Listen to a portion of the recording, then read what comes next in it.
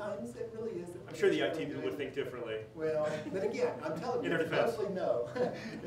It's about what you can't do rather than what you can. Kind of like lawyers, right? Exactly, and that's okay, because that is a good thing, because, you know, honestly, I'm out there trying to get a job done as an engineer, and I'm just saying, okay, mine is to accomplish the task, right?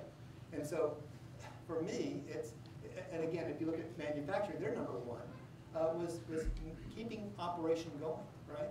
And so getting the job done. And we sort of see that really in any business, right? Is that you've got the people that are just out there trying to get a job done, and then you've got the IT, which is really putting the, you know, the rules about what to do and not to do, and what's allowed and not allowed. And sometimes those rules get in the way, but they're usually there for a good purpose, you know. So I'm not trying to in any way fault those, but yet you see that two different cultures, and certainly that's been there, and that's been just a cultural difference that's still there. And you kind of see that, I think, strongly. Now, I think that from a convergence that's driving it is, you know, Ethernet. I mean, as the backbone, right down to the sensors, right? So we're now looking at that, and of course, we're looking at even saying, hey, here's a single smart devices, and here's its IP address, right? So it's, you know, we're talking about individual addressability down to the, you know, individual sensors. So these types of thinking with the Internet of Things is driving that very strongly.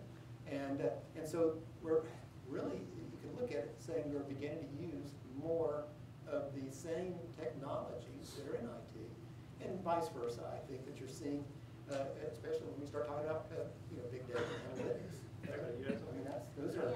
So actually extending on that, I think there is a couple of interesting trends is forcing this convergence. One is kind of similar to what you know, what we're going now is the world is getting digitized, and then I think there is also a couple of interesting factors going on. Is consumerization of IT is really driving a lot of changes, and also the flexible consumption model in the cloud getting very cheap is also one of the reasons.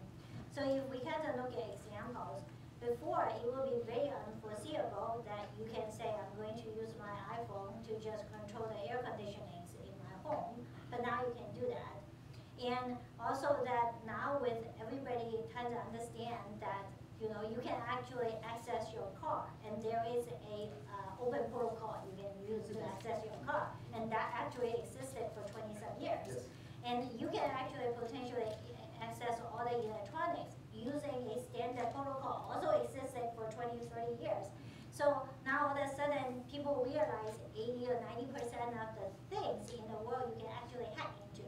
So now people are getting scared. It's like, hey, you know, we've been spending a lot of time fixing IT.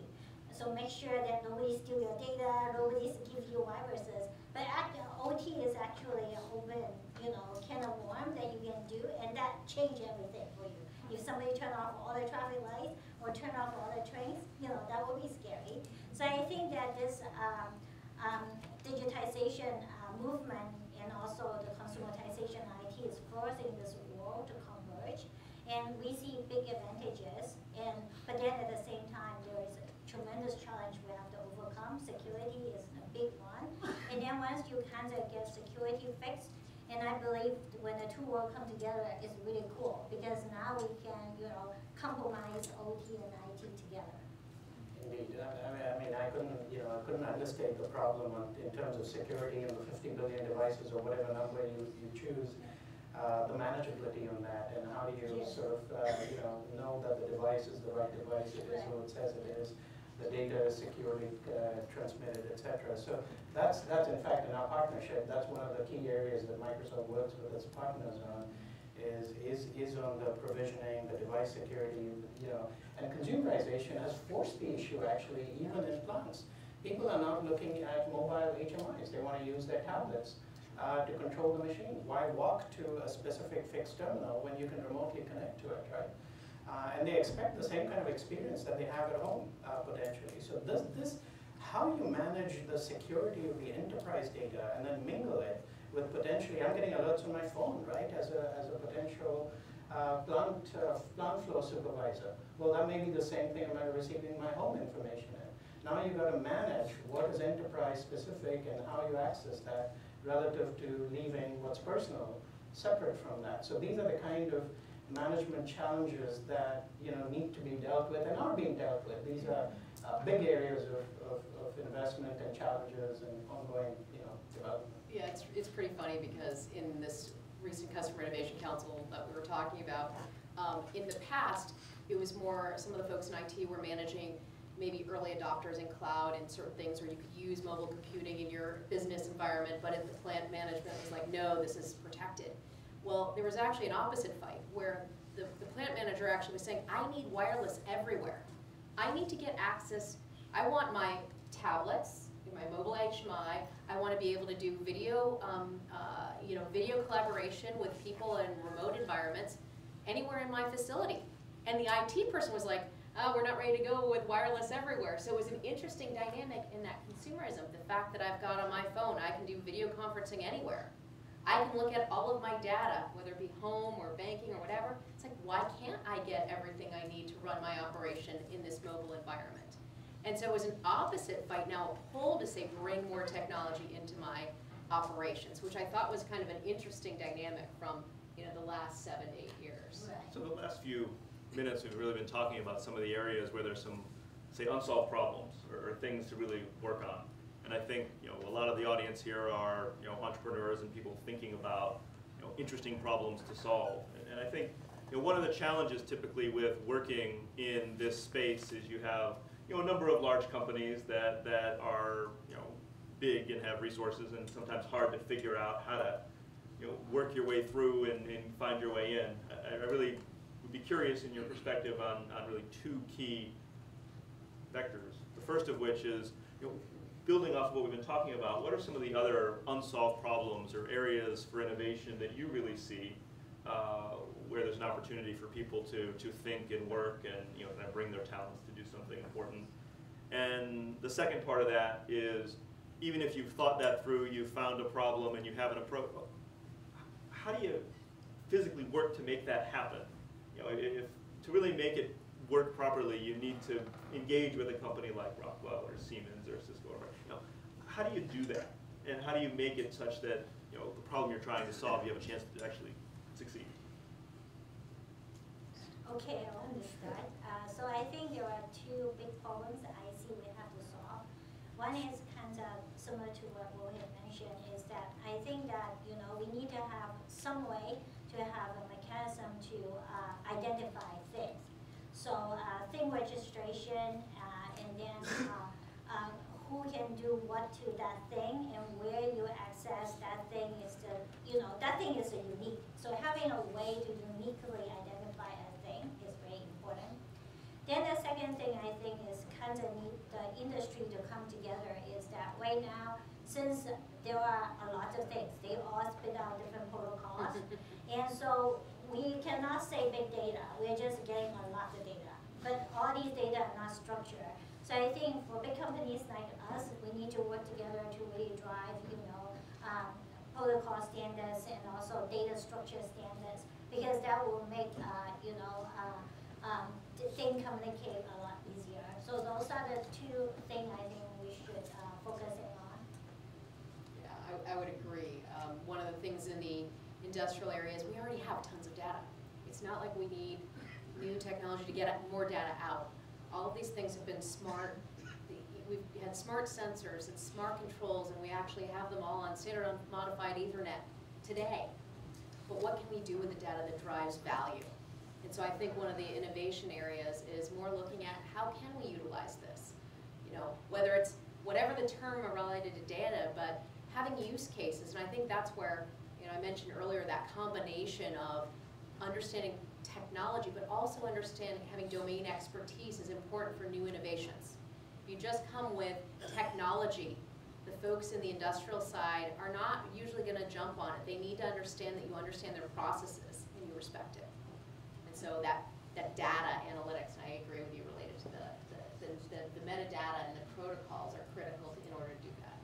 That's one of the areas where Siemens is really, and in fact, we probably, I think, over our incremental investments in the last 7 years, I think we put $5 billion of sort of acquisition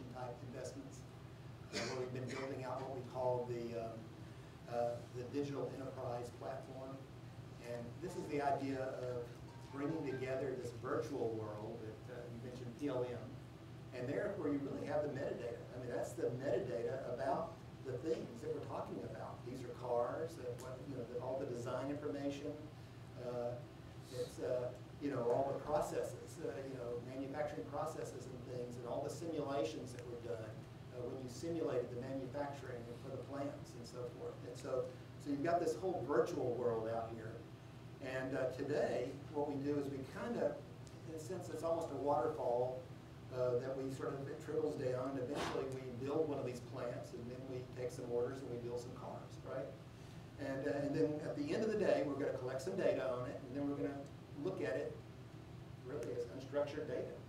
And that's what we're saying today. It's kind of unstructured because it doesn't, there might be some, like in other words, it may have type. It might be, you might identify which car, but you really don't know. It's not in any way associated back to the design of the car.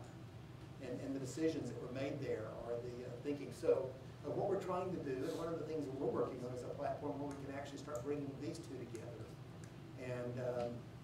And there, again, you're going to be able to have a platform on which, when you start designing things, you can actually, again, simulate and then have all this data tied together. And that was one of the things we talked about, the Internet of Things, but we were talking about some of the other things like Industry 4.0 and, I guess Smart software, manufacturing smart coalition. manufacturing. There's a lot of, so there's a ton of initiatives going out there, going on today that you can find that are talking about how to manufacture differently, and in a radically different way. And I think you mentioned earlier that we're looking over the next 5 years, some of the most radical changes we've ever seen. And we're beginning to see some of that happen, but I think we're just on the tip edge of it. There's still a lot of problems to solve there in terms of, like I said, bringing these environments together. And it's really, in my mind, it's bigger than the IT, because when I think of IT, I think of the order management systems and such, and ERP, but really bringing the metadata in from the PLM world, the design of the products and such, really is, I think, a bigger problem, and there's a lot, certainly a bigger data set out there. And before we turn it over to the audience, maybe you can give your thoughts on Yeah, I where. think one very big and exciting area that we think is absolutely white space is machine learning. So while we have the abundance of data, we get all of this, we're moving to a world which is starting to get more predictive. So analytics today is largely looking to the moment and behind. But we are very rapidly approaching the point where the compute power, the data science capability, to use the buzzword, but literally, I mean, this is the convergence of mathematics and some domain knowledge, and then this enormous compute power. And when these three converge, together with what's available, this isn't something where with open source and R, with some of the things we've done in terms of taking Bing machine learning, and we brought it as a library to the enterprise, things that Rockwell and Siemens are working on with us. It creates an enormous, rich set of platform capabilities that you can innovate on to solve specific vertical problems in all of the areas that we've touched upon, from building automation, energy, retail, food. I mean, so this is really a vast, fertile ground for innovation. Yeah, we've talked about the need for the information engineer, the folks who understand the technology and Data understand. scientists. Yeah, exactly, for this market, because there's tons of data out there, but how do you use it? How do you get it to be predictive? How do you be comfortable with what it can do in terms of automating information? What Foghorn is talking about in terms of monitoring, and we talked to some other folks earlier too. So how do you have folks who can understand the process enough to say this is how the data can be used for innovation, not just for uptime, or real-time monitoring, but also innovation of the process, innovation of the products, and that's where I'd like to see some of the innovation come. It's, not just in the real-time world that we live today, that we know how to do it.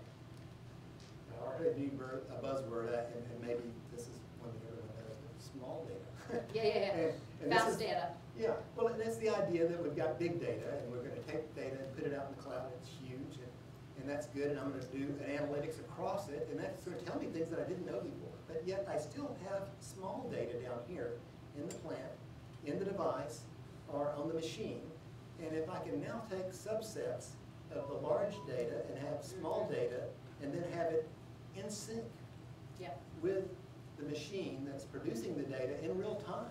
And because we're getting close to that, we're talking about near real time with large data analytics. And now we can talk about different types of values. So it's again, now we have more of a closely controlled system based on data, which is really interesting. Maybe we can turn it off to the audience. Pasha, could we, and I'd be interested to hear what you'd be interested to learn more about. Please, up front. Sure. So Microphone is coming, please. Okay, great. Yeah, I think the panels are really interesting. My background was actually in, I guess, the Internet of Things before it was called that at General Electric. Then I went to HP and started becoming an IT person. And I can tell you one thing, and then I actually worked in real-time operating systems for a while. So I can tell you one thing that you guys are really missing. And I have a prediction. I have a prediction that all the big industrial control companies will be superseded by software startups or with some hardware onto it. I think you guys are unfortunately going to start going away. And the reason why I say I was hoping somebody would ask this. the reason why I say that is because fundamentally the terminology that you're using is the terminology I heard when I got out of school. You know, OT, ERP, when we talk, you know, I've been watching in the big data space for the last 3 years. And I can tell you that the problems we have is the culture, is the infrastructure, and it's basically has to be overthrown. I'll give you an example. I want to see that take over. No, because right now, you guys, I mean, we have the dream, but we can't do it. And the reason we can't do it is because there is nothing equivalent in industrial as there was in IT, meaning there is no open software. There is no open source foundation. There is no standards. It's all fragmented. Everything is different. There's so much work that needs to be done in order to achieve the true Internet of Things. I think that it's almost, I'll say, very difficult for established companies to make that switch. There's just too much. I think you bring up some good points, and I think that. So yeah, so I was going to say, what do you think about that? Yeah, no, it's an excellent question. I'm glad you asked. I think, you know, coming back to the proprietary nature of certain things is certainly relevant. Talking a bit about standards, but you know, maybe we could touch on that and, you know, certainly get your points of view on both the merits and perhaps challenges of what the question focused on. Well, I went from a small, independent startup software company that I sort of lived in for about 27 years, and then over a period of 4 years, I think we got up to 200 or so employees, and we were acquired by a company with about 800 employees, which was 2 years later, and acquired by a company with 8,000 employees, which 2 years later was acquired by Siemens, which we have, I think, 350,000 employees. So over a period of 4 years, I went from a company of 200 to, 350,000. Yeah. So I have both perspectives, and I can show you my posters about Siemens, the board, Probably shouldn't say that, should I? Sorry, don't say I said that. Yeah, you will be a similar. Anyway, so, and I played those in competition against them.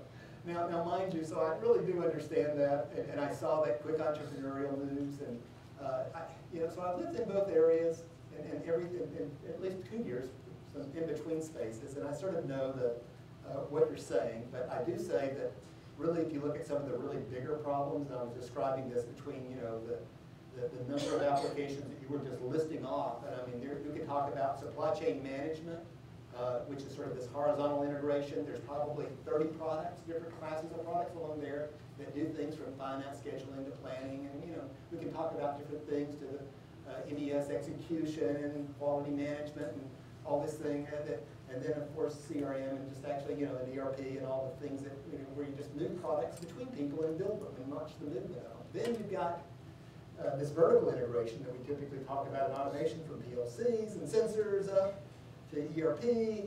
But then we've got a third dimension, which is really this life cycle that I was referring to as designing or putting a design change, new product introduction, right?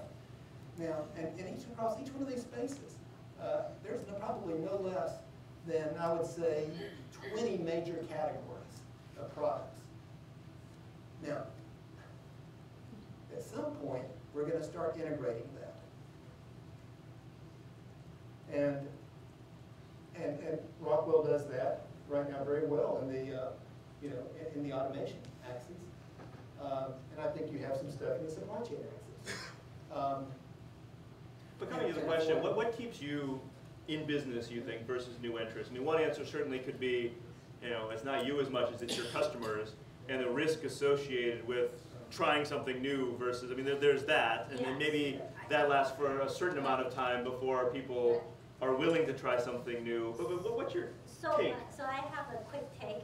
In a way, and I agree with that gentleman, because I think that, as I mentioned before, consumerization of IT and OT is going to drive this change. And so think about it is that there is no stopping for me today to write a hacking software, go through the power line, even if the line is dirty, I can get information out of your control systems. And right now, there is no way for you to stop me. As a hacker, I can just write a really cool app and I can start mucking around with your control system. That's what people are doing to your traffic light. People can do that to your car. And I think that right now, what IoT does is that open up the people thinking about that possibility. Because before, people don't know about it. Like your control panel, all you have to do is close the door. People can't get in. Now we open up the, the Pandora box. And I think with that movement, it's going to drive a lot of OT change. Now we have to really think about how do we plug the holes, the same way we're doing it for IT. So in a way, I agree that there will be a bunch of startups going to disrupt this market greatly, but then there will be a lot of innovation coming at the same time to ensure the security of the infrastructure. I was just, go ahead. Go ahead. No, great. I completely empathetic. I think we need that cultural change. There is an unfortunate fact. If I talk to my customers, some of them are breweries, for example, they'll say, we spent 30 years, don't ever send me an update. It works, don't break it. But I do think that in a world that's highly digitized, right, this culture of fast experimentation that Facebook and Yahoo and Bing in our case have brought. It's constant experimentation. It's really a data culture that has to come into the organizations, and that takes a shift in thinking. These are traditional companies that have, lean thinking and streamlining are like tattooed in their brains. So, disrupting that is and getting them off that thinking is not an easy job to do. However, if they don't respond, there is a disintermediation threat, and it comes as follows. Products are losing, with the rise of manufacturing all over the world, right? The competitive differentiation is starting to wane across the product itself. It's between the product and a hybrid service that comes with the product. It's forcing manufacturers to think, what value am I going to provide, and I got to get a better understanding of that customer. And as soon as you start thinking that way, these new models come into play. These have been mastered out in the consumer domain, where every click, every touch, every interest is sort of being monitored, watched, and then you're responding to that, right? So sooner or later, I agree that shift has to happen. And we need that. This is the beauty of maybe and the Silicon Valley culture coming together with an industry. I mean, HMI, there's no, we call it UX. I mean, HMI I heard in the 80s. Yeah. Well, but there's hundreds of millions of dollars bought of it. Now, mind you might say, well, they shouldn't be buying it, right? They should be buying, some programming language and program these things up, right? Or maybe PowerPoint, tie in with, You just want to add that? Should we go to another question? Oh, I was just going to make the comment that earlier when we were prepping, we talked about who are the winners and the losers going to be. And I think you actually can look at that both related to, companies on this panel and who aren't on the panel, as well as our end customers. So it's global competition right now, and companies are going to be looking, how do they stay competitive and innovative?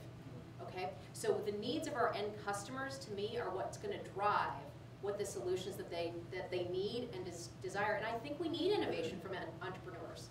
We need to learn from the people who are just thinking about certain problems.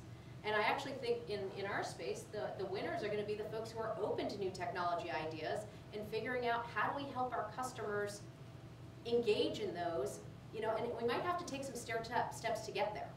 And maybe you're right, maybe somebody's gonna come along with an application and suddenly Procter & Gamble's gonna shut down all of their plants the way they run them today and start with greenfield, all new. That might work, that might happen.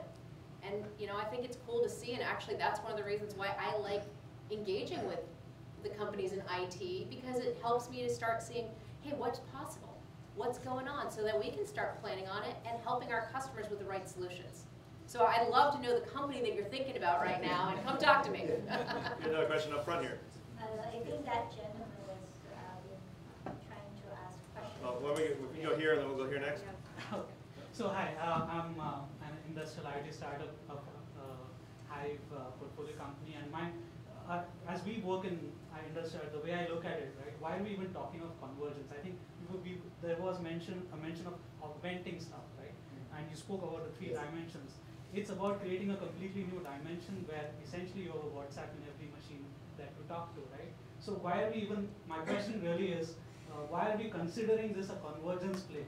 Isn't it faster, better, cheaper, and better? Because the users are not the operational guys for this kind of infrastructure. It is the supervisory layer, the management cadre, and the CXO layer, right? So that's really, in a sense, in our journey, that's a question that I'd like to ask the family. Why are we talking convergence as opposed to completely a new set of applications and data infrastructure? Yeah, sort of evolution versus revolution. Why are we sort of stuck? Who wants to? So let me take a crack at Please. You know, really, when you look at the IoT opportunity, right? If you look at the installed infrastructure that today can be, it's huge. It's, you know, in the several trillions of dollars, right? I don't quite remember the figure, but GE's paper on industrial internet was, I think, somewhere around 50 trillion or something. Yeah, like Cisco that. is 14.4 trillion. We try to I think every organization has to be stacked. And manufacturing is the biggest industry of the value at stake. How many trillion? I forgot. Almost 4 trillion.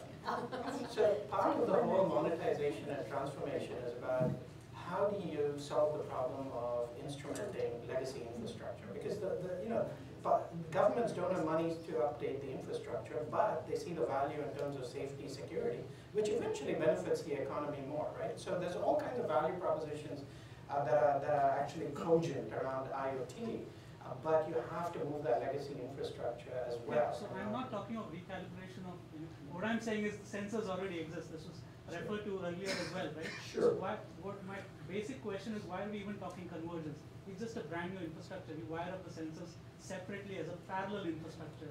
And that part of gets back to what we've been talking about, and it relates to the last question as well. Is I think you've Why got. even discuss And that is the easiest entry, I think, into the automation, is to augment, not to replace. You know, you can go out there and, you know, again, and that's, you can hit a problem head on, or you can go around. It's usually easier to go around. A question in the back, please. Hi, good evening. My name is Srinivas. I work on big data, retail big data. So my question is on this, it's a point I want to add, especially where it is going IoT. I see we all mentioned about the culture and collaboration is missing, and I see there is a simplistic thinking lost in this leadership, not in your leadership, in the whole industry, especially manufacturing companies who are producing goods. They want Internet of Things from the customers. They want every customer to give the data for them without having the proper protocols, proper security. But here the challenges we are talking is there is no automation inside the what do you call it, industry, intranet. Already you secure the borders, and in between you don't want to pass your own data, which is already there, which people want to see wirelessly. That data they don't want to send to the internal cloud. So I believe there needs to be a simplistic education to the leadership, where it's like bees and plants. bees wants honey from the plants, and plants want to give. They want pollinate. But you see here, the big data is already proven. It can take any data. The IT services is not dictating at all. They don't want any formats, etc. Give any format, which you already have.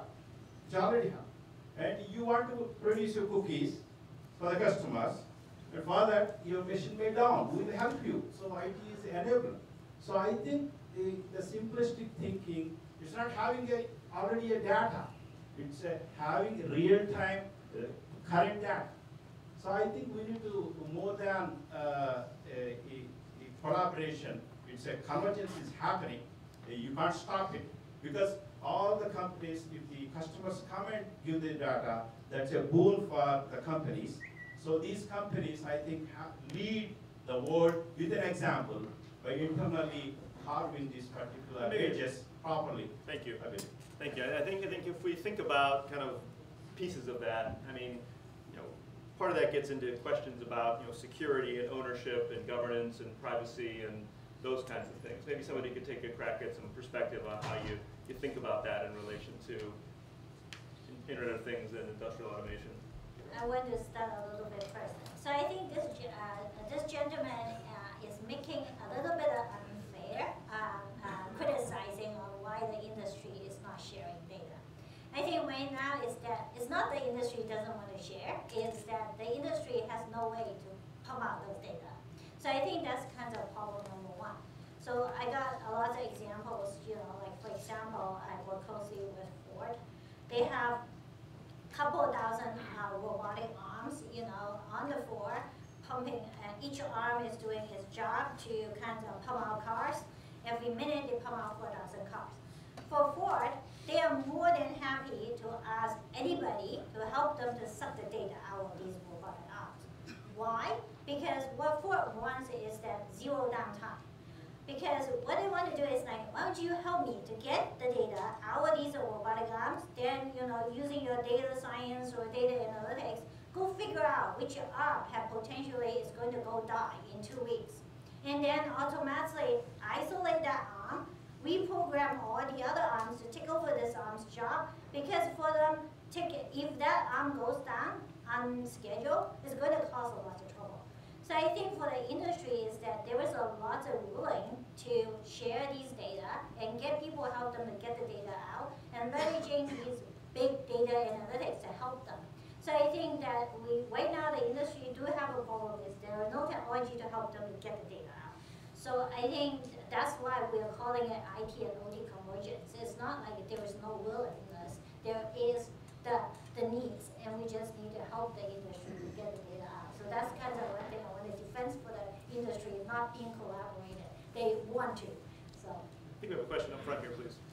I'm John Massey. I'm an old Bell Labs guy who actually probably coined the phrase big data in the early 90s. Unfortunately, didn't trademark it.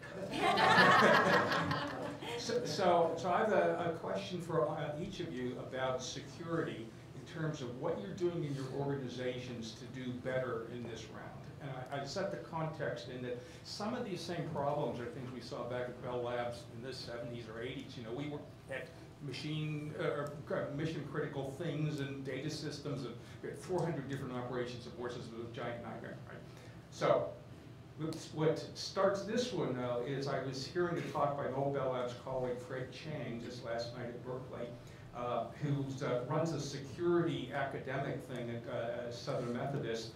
But he spent 6 or 7 years as a director of research for the National Security Agency. Okay? And he, of course, reminds us of things like Heartbleed and shell shock, okay, right? You know, software you trusted that was there for 20 years that blew up, right? And he says there's companies that have been hacked and know it, and companies that have been hacked and don't know it. So the question is, what are you doing organizationally to try to heighten security software in the presence of a much more complex environment? Because it's a hard problem. Go ahead. I was going to say, I would start with either Microsoft or Cisco, because we're all both partners with both of them. And then we also have, well, I'll just make a comment. First of all, from a Rockwell perspective, we actually have recognized that we can't know everything about security. So we have looked to some of our partners, Cisco and Microsoft, for different ways to look at how do we help our products be more secure and robust and have visibility to what's happening in that security environment, one. Two, we've realized we need to help our customers understand their vulnerabilities. So we actually also have services that we offer, but also that we're partnering with other solution providers in the market to help do assessments, security assessments, look at vulnerability risks, figure out, help people realize that in the industrial automation space, you do need to be looking at what's happening in this current architecture that you have and figure out how you can improve that, okay? And then also, it's not a build it and let it sit for 10 years, that this is something that is changing daily.